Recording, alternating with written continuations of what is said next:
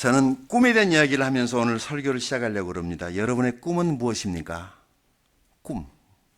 오늘 본문에 꿈에 대한 이야기가 나오고 있거든요.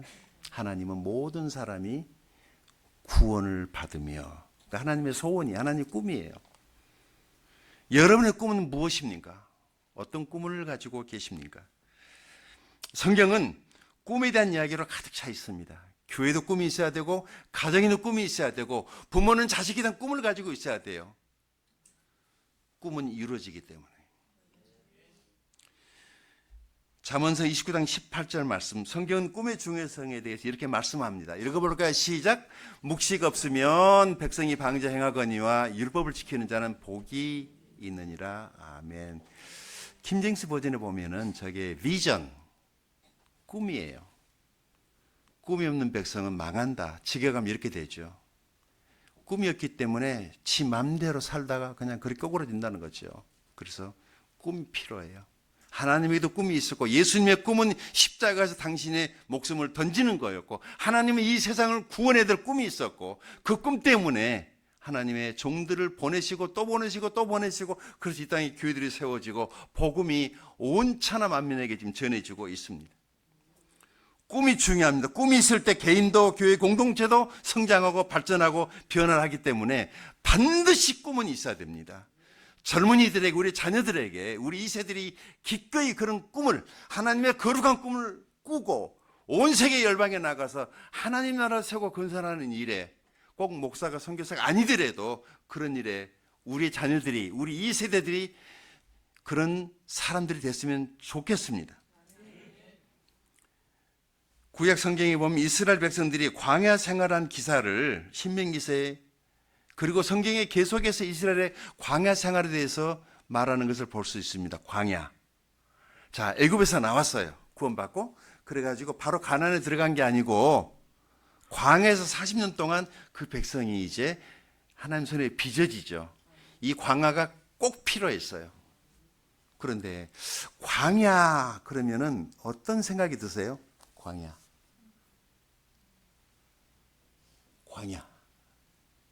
몽골에 가보신 분들은 그 초원의 그 넓은 땅, 몽골에 자주 다녔으니까 아무것도 보이지 않는 광야란, 아무것도 없는 그 넓기만한, 메마르고,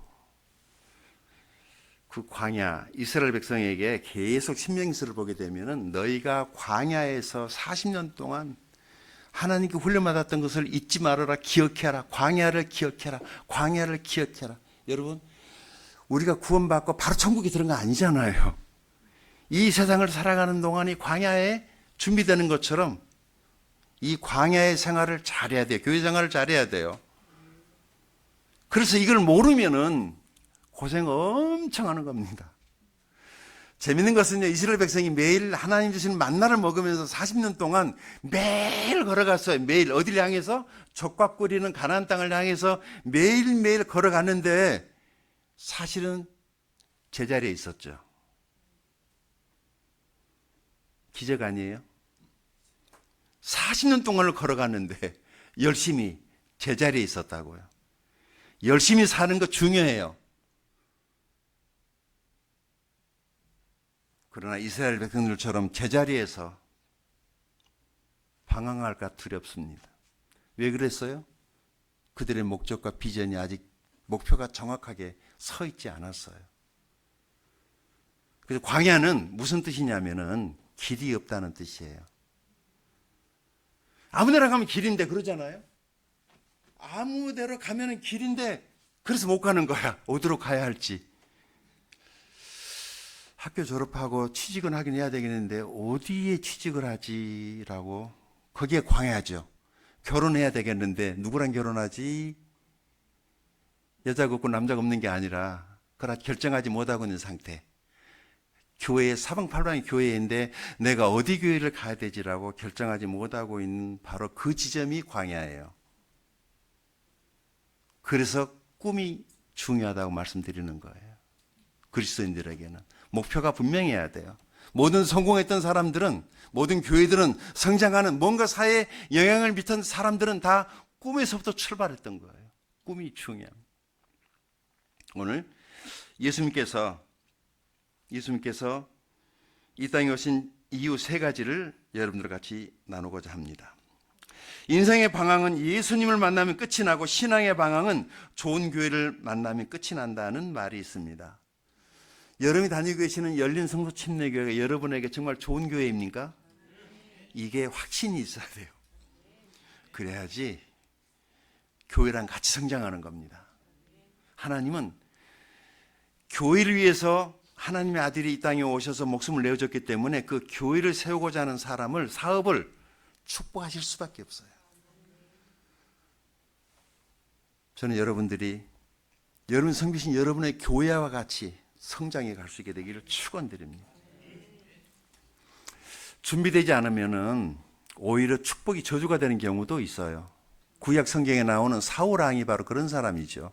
축복은요, 그저 물론 돈 많은 것도 축복일 수 있어요. 그런데 이 돈이 관리가 안 되면 오히려 돈 때문에 저주가 되는 사람 많이 봤잖아요. 권력의 중심에 물론 좋죠. 그런데 권력이 영원하지 않으니까 권력이 끝났을 때 이상해진 사람 많이 봤잖아요.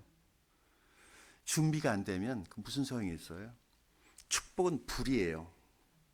불이 떨어지는데 이 불이 내려왔을 때, 축복이라는 불이 떨어졌을 때 이 불을 담을 수 있는 그릇이 준비돼야 돼요. 그릇이 준비가 안 되면 축복의 불이 떨어졌을 때 그 사람에게 그 불이 그 인생을 태워버리죠. 사울은 전혀 준비가 안 된 사람이었어요. 이스라엘 왕이 됐어요. 축복의 불이 떨어졌는데 담지 못하고 그 그릇이 깨져버리잖아요. 자, 이스라엘 두 번째 왕이 누구죠? 다윗이에요. 다윗은요, 어렸을 때부터 하나님께서 그를 단련하시는 거예요. 그의 인생 평생을 단련하십니다. 그런데 이 다윗이 그릇이 깨지지 않는 거예요. 그 힘들고 어려운 시간들을 다윗이 견디면서 아주 강한 그릇으로 준비되어졌어요. 그 축복의 불이 떨어졌을 때 다윗이 견디는 겁니다. 그릇이 준비됐기 때문에. 그래서 그 후손으로 그리스도가 오시죠. 메시아가 다윗의 후손으로 오시죠. 축복의 통로가 됐어요. 축복을 바라지 마시고 축복을 담을 수 있는 그릇이 준비돼야 돼요. 그래서 여러분 삶 속에 다가온 고난을 도망치려 가지 마시고 견디세요. 그러면서 성장해 가는 거예요. 내가 강한 그릇이 돼야만이 하나님 나를 쓰시고 축복하는 것이지. 그래서 혹시 시련이 있거나 어려움이 있으면 하나님 저를 더 단련시켜 주세요라고 그렇게 기도하세요. 그 어려움으로부터 도망치려고만 하지 마시고 여기도 무슨 하나님의 뜻은 있겠지. 그렇게 믿음으로 받아들이고 견디면 반드시 좋은 시간들이 있을 거예요. 예수님이 이 땅에 오신 이유 세 가지. 첫 번째, 하나님의 꿈을 이루기 위해서 오셨습니다. 디모데전서 2장 4절 다시 볼까요? 같이 읽습니다. 시작. 하나님은 모든 사람이 구원을 받으며 진리를 아는 데 이르시기를 원하신 하나님의 소원, 하나님의 꿈이 뭐예요? 모든 사람의 구원, 그리고 진리신 예수님을 모든 사람들이 알았으면 좋겠다. 이게 하나님의 소원이고 하나님의 꿈이에요. 바로 이 꿈 때문에 오신 분이 예수님이세요. 하나님의 꿈 때문에. 그래서 이 하나님의 꿈 때문에 하나님께 하신 일이 뭐죠? 요한일서 4장 9절입니다. 읽어봅시다. 시작. 하나님의 사랑이 우리에게 이렇게, 자 넘어가 주시고 요한일서 4장 9절입니다. 시작. 하나님의 사랑이 우리에게 이렇게 나타난 바 되었으니 하나님이 자기의 독생자를 세상에 보내시면 그로 말미암아 우리를 여기서 살린다. 우리를 살리려고 예수를 보냈다. 그럼 우리가 지금 어떤 상태라는 거죠? 우리가 죽어 있기 때문에 죽은 우리를 살리기 위해서 그 아들이 오셨다는 거예요. 쉽지만 어려운 질문 하나 하겠습니다. 은혜로 구원받습니까? 믿음으로 구원받습니까?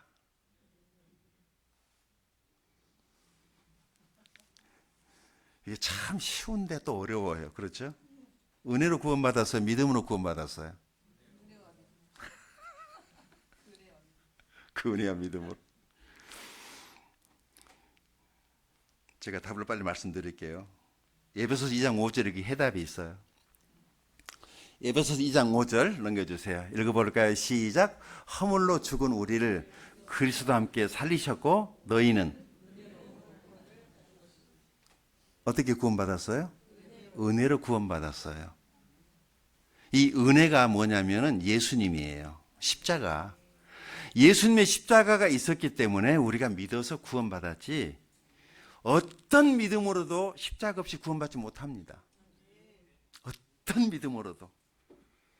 십자가가 먼저 있었기 때문에, 그게 깔렸기 때문에 그 시스템 위에 우리가 믿어서 구원받은 거죠. 그래서 에베소서 2장 8, 9절에도 너희가 그 은혜를 인하여 믿음으로 말미암아 구원을 받았으니, 그렇죠? 하나님의 은혜가 먼저였어요. 자, 이 은혜가 사람을, 공동체를, 교회를 아름답게 하고 우리 가정을 행복하게 하는 거예요. 은혜라는 안경을 끼고 보면은 이 세상에 사랑스럽지 않은 사람이 없어요. 근데 율법이라는 안경을 쓰면 다 문제만 보이고, 믿음이라는 안경을 쓰고 보면은 다 믿음의 키가 다 너무 작아 보여요. 자기 자신부터가. 안경을 바꾸십시오. 믿음의 안경을 끼고 보면은요, 가능성이 없는 사람이 하나도 없어요. 다 예뻐, 다 멋있어. 하나님이 우리를 최고의 걸작품으로 만드셨거든. 그래서 이 은혜가 교회 공동체를 아름답게 하고 우리 가정을 아름답게 하고 이 세상을 아름답게 하는 거예요. 요즘에 베트남에도 그 행복 찬양을, 그 성경 목사님의 그 행복 찬양을 베트남 사람들도 그 베트남어로 번역해가지고 그 찬양을 많이 부르고 있습니다. 베트남 교회도. 내용이 참 좋아요. 그렇죠. 그게 은혜라는 찬양, 행복이라는 찬양. 하나님의 은혜가 우리를 살게 합니다. 허물로 죽은 우리, 그렇습니다. 우리가 은혜로 구원받은 이 구원은 단순히 내가 죽어서 천국 가는 것 그 이상이에요. 이 구원은 우리 현실 세계에서 우리 살아있는 동안에 이 하나님의 은혜가 우리 각자를 통해서 엄청난 일을 하는 거예요. 그래서 이 은혜의 그 가치, 은혜의 깊이, 그 은혜의 넓이를 알고 빠져들어가면은 하나님의 축복들이 여러분 삶 속에 놀랍게 넘쳐나게 될 것입니다. 성경은 이렇게 말합니다. 허물로 죽은 우리를 그리스도와 함께 살리셨고 라고 말합니다. 여기 이 허물이 뭐냐면은 아담이라고 하는 그 한 사람 때문에 이후에 태어난 모든 사람이 다 죄인이 됐고, 모든 사람이 죄인이 있단 말은 아담이 죄를 짓자마자 영적으로 죽었더랬어요. 그러니까 아담이 모든 사람이, 사람은 사람인데 다 영적으로 죽어 있는 거죠. 그래서 두 번째 아담이 오세요. 누구죠? 예수님이 오셔서 이제 이 세상에 죽은 모든 사람들 예수님이 다시 살리시기 위해서 이 세상에 예수님이 두 번째 아담으로 오셨어요. 우리는 이 세상에 태어날 때 이미 죽어왔기 때문에 자기가 죽어 있는지 모르는 거야. 구원받아야만이 아, 내가 옛날에 죽어 있었구나라고 하는 것을 알 수 있습니다. 잘하는 찬송 405장 나 같은 죄인 살리신 주 내고 마워 죽었던 나, 죽었던 너를 살렸단 말이죠. 우린 죽어 있었어요. 죽어 있었으니까 죄가 뭔지도 모르고. 여러분, 죽은 송장에게 쌀가마니 올려보세요. 무게를 느껴요? 못 느껴요? 못 느끼는 거예요. 죽은 송장 발로 걷어차 보세요. 아프다고 반응하나요? 반응하지 못해요. 살아있는데 죽어 있는 겁니다. 구원받지 못한 상태가 바로 이 상태예요. 하나님 말씀을 들어도 잘 이해가 안 돼. 너무 어려워. 구원받아야만이 하나님 말씀이 이제 제대로 이해가 되기 시작을 하는 거죠. 그래서 복음을 드려야 돼요. 여러분, 다음 주일날 영혼들을 주님께 초청하세요. 목사님의 복음 설교를 듣고 그들이 회심하고 주를 믿으면 그들이 엄청난 하나님의 군대가 되고 큰 일을 하게 될 줄로 믿습니다. 예수님은 우리의 구원을 위해서 이 세상에 오셨습니다.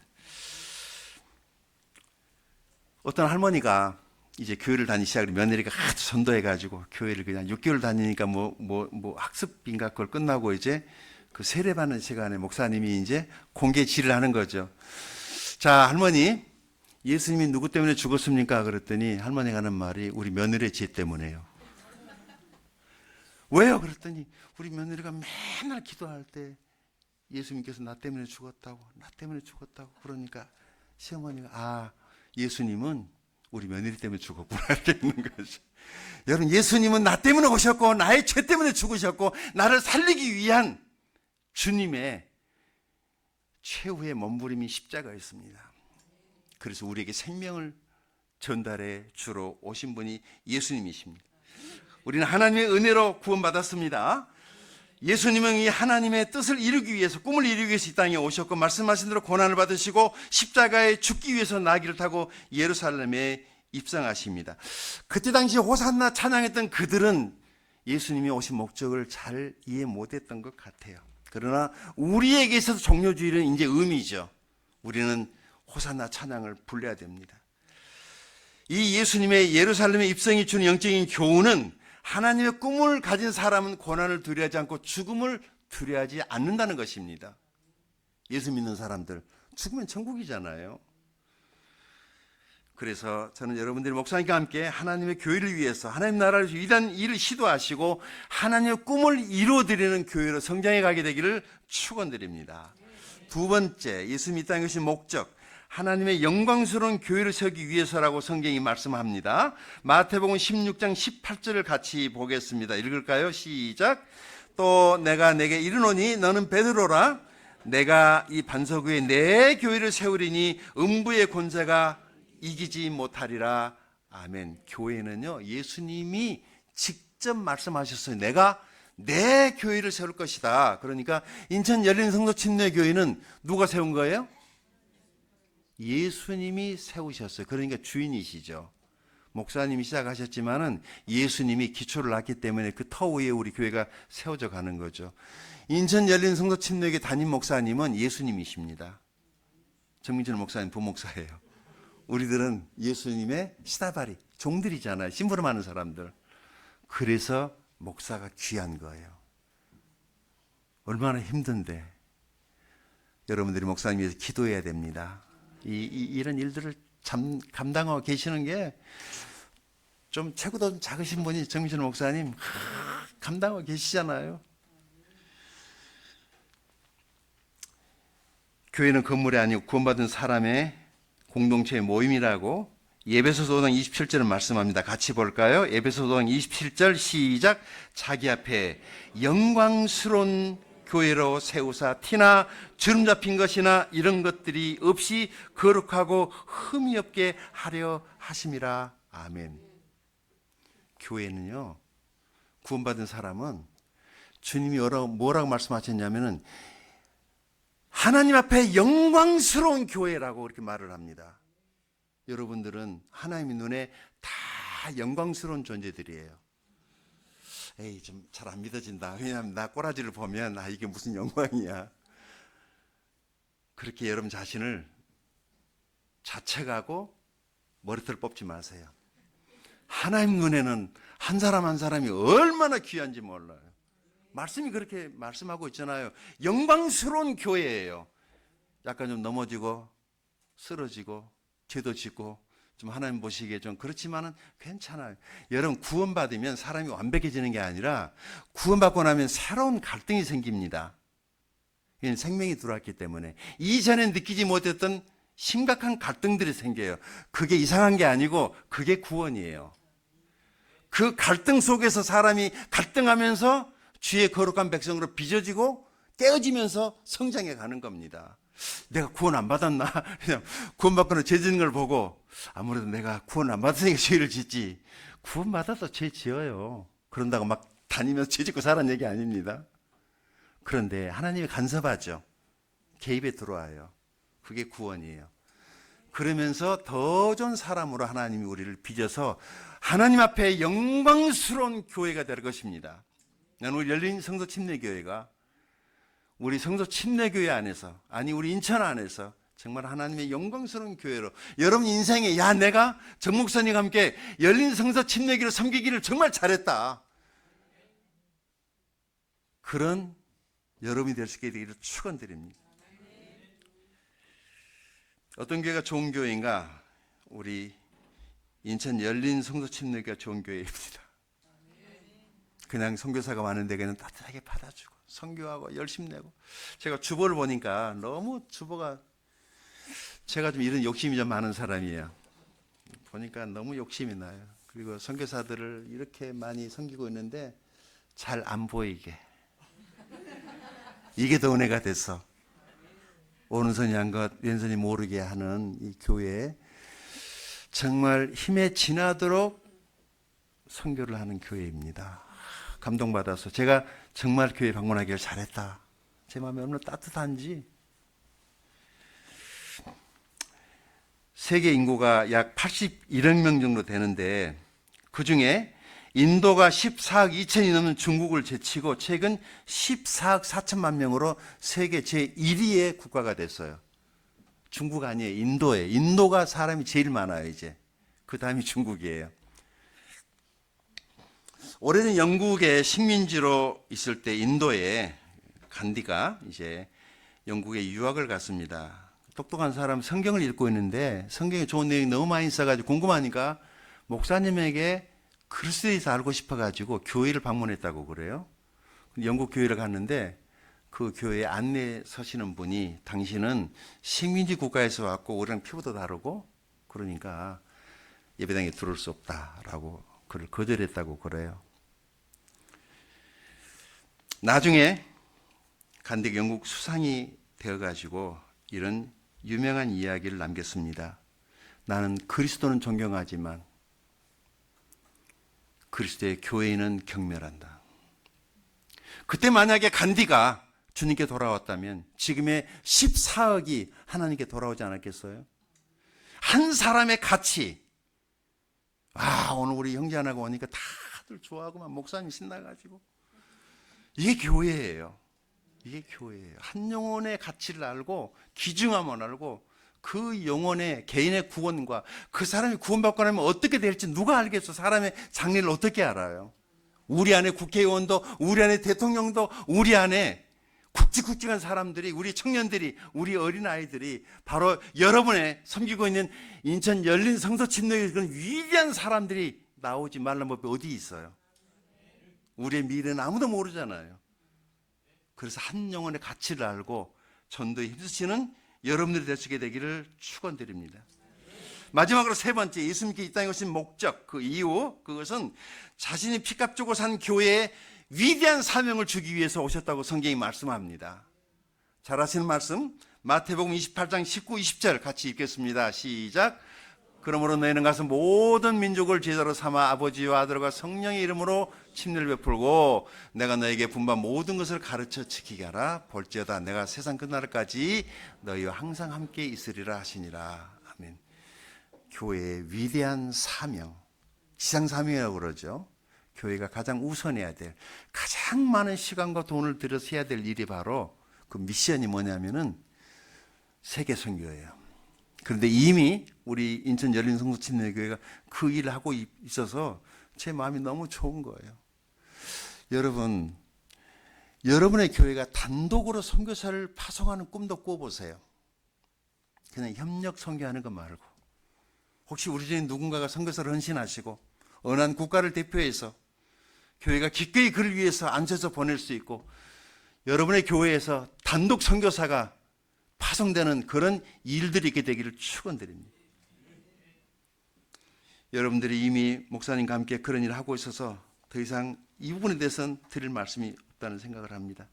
계속적으로 교회가 성장하고 발전해서 세계 선교에 크게 기여하는 교회로 성장해 가게 되기를 축원드립니다. 선교는 하나님의 꿈이에요. 그러니까 선교를 하면 하나님이 그 교회를 축복하실 수밖에 없는 거죠. 그런데 주님께서 아브라함을 부르실 때 창세기 12장에 내가 너를 복의 근원이 되게 할 거야. 이 복의 근원이 뭐냐면 내가 너로부터 복이 시작될 거야. 이것을 복이 내게 왔을 때 그 복이 나한테 고이게 되면 이게 문제가 돼요. 아브라함의 복은 뭐냐면은 그 복을 흘러보내는 거예요. 축복의 통로가 되는 거죠. 그게 복이에요. 어떤 게 오면 그것을 와서 내 안에 돈이 됐든 명예가 됐든 이것을 내 안에서 나에게 고여 있으면 안 돼요. 그래서 흘러보냈을 때 내게는 복이 돼요. 이 복이 여러분의 교회와 여러분이 있게 되기를 바랍니다. 계속 흘러보내는 거죠. 그럼 나는 그런데 참 이상해요. 뭐가 오잖아요. 막 흘러보내면 나는 없는데 또 와. 그럼 또 어떻게 해요? 또 보내. 또 오면 또 보내. 근데 나는 이게 복이라는 거죠. 우리 한국 교회가 그걸 잘 하다가 지금 정체되는 것 같아요. 다시 회복해야 될 일이라고 생각을 합니다. 마지막 하나님 말씀 고린도서 15장 58절 읽고 마치겠습니다. 같이 읽어볼까요? 시작. 그러므로 내 사랑하는 형제들아 견실하며 흔들리지 말고 항상 주의 일에 더욱 힘쓰는 자들이 되라. 이는 너희의 수고가 주 안에서 헛되지 않는 줄 압니다. 아멘. 그동안 수고하시고 헌신하던 이 수고가 결코 헛되지 않을 것을 성경이 증명합니다. 제가 바로 그 증인입니다. 잘 될 겁니다. 기도하겠습니다.